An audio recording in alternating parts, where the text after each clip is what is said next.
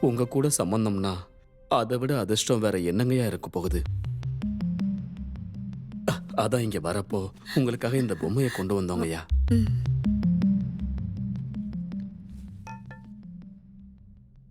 என்ன பண்ணிட்டு இருக்கீங்க? மீன் குழம்பு பண்ணுவேன்யா.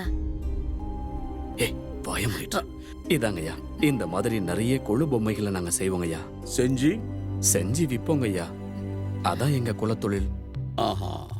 என் மனைவியும் எனக்கு இதுல ரொம்ப உதவியா இருப்பா. வண்ணம் பூசுறது, கண்ணு வரைகிறதுன்னு இந்த மாதிரி செஞ்சு பொம்மைகளை ரொம்ப அழகாக்கி தருவா.